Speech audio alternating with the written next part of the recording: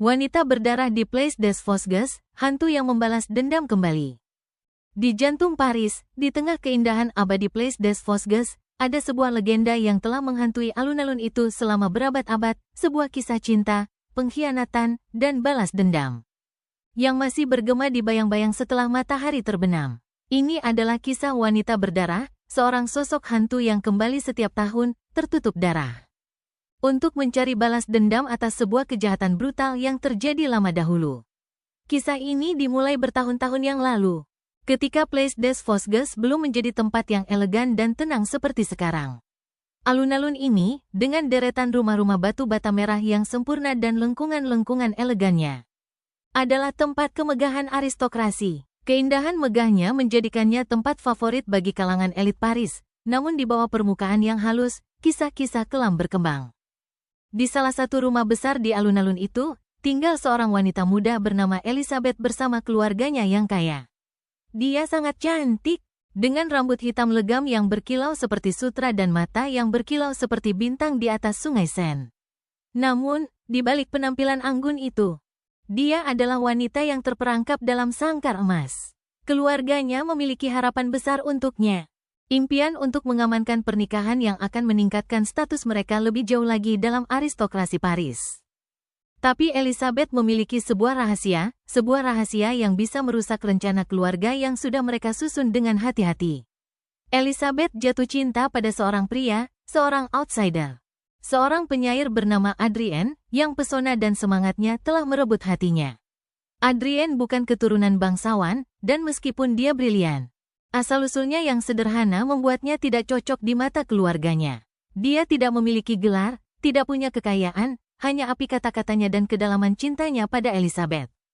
Namun, di matanya, dalam puisi jiwanya, Elizabeth menemukan ikatan yang tak tertandingi. Cinta mereka adalah rahasia, hubungan terlarang yang harus mereka sembunyikan. Mereka akan bertemu di kesunyian malam. Saat menara jam besar kota berdentang pada pukul 12 dan jalanan menjadi sunyi, hanya terdengar bisikan angin. Place des Vosges, dengan luasnya yang terbuka dan sudut-sudut tersembunyinya, menjadi tempat pertemuan mereka. Air mancur di pusat alun-alun, patung-patung marmer dan batu yang halus, menjadi saksi cinta mereka. Suatu malam, kabut tebal menyelimuti udara, dan cahaya bulan yang pucat memanjangkan bayangan menyeramkan di seluruh alun-alun. Elizabeth telah mengatur untuk bertemu Adrien, seperti yang sering dia lakukan. Dia keluar diam-diam dari rumah keluarganya, membungkus tubuhnya dengan jubah, hatinya berdebar-debar dengan kegembiraan melihatnya lagi. Alun-alun itu seolah menahan napas saat dia berjalan menuju air mancur tempat mereka sepakat bertemu. Namun, saat dia mendekat, kebahagiaannya terhenti. Dari bayang-bayang lengkungan, muncul sebuah sosok ayahnya yang penuh amarah dan matanya liar. Dia telah menemukan rahasia Elizabeth, pertemuan terlarang dengan Adrien, cinta yang dia sembunyikan.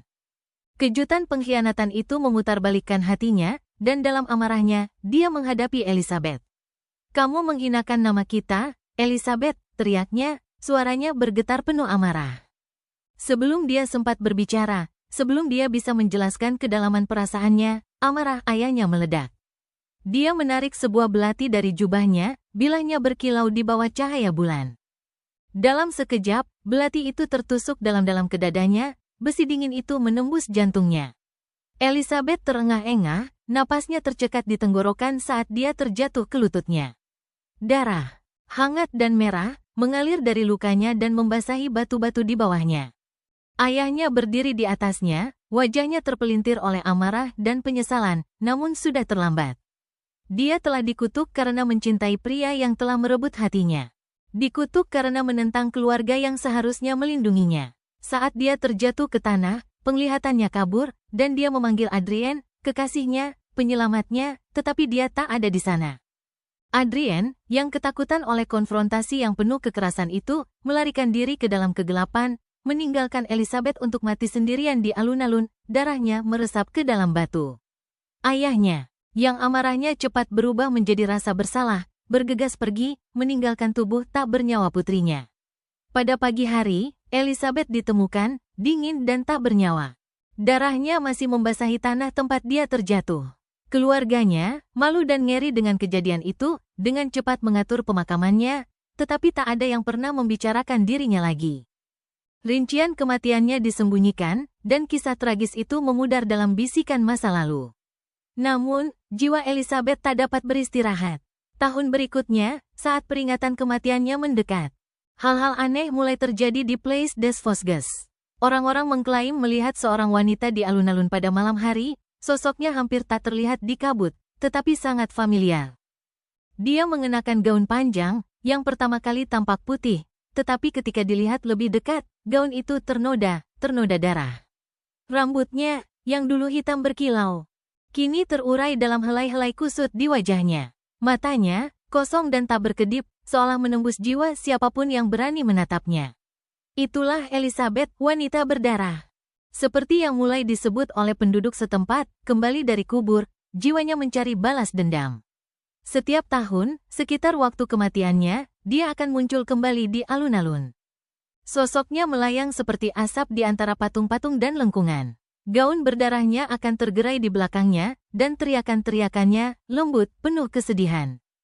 Dan dipenuhi penderitaan, dapat didengar menggema di malam hari. Dikatakan bahwa matanya dipenuhi tidak hanya dengan kesedihan, tetapi juga dengan kemarahan yang membuatnya kembali. Bukan untuk mendapatkan pengampunan, tetapi untuk balas dendam. Dia mencari orang-orang yang telah mengkhianatinya, ayahnya, keluarganya, dan kekasih yang telah meninggalkannya. Namun meskipun dia mengembara di alun-alun tahun demi tahun, balas dendamnya selalu terhindar.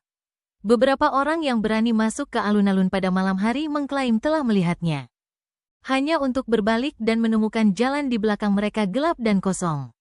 Yang lain mengatakan mereka bisa mendengar suaranya, berbisik memanggil nama mereka, mengundang mereka lebih dekat.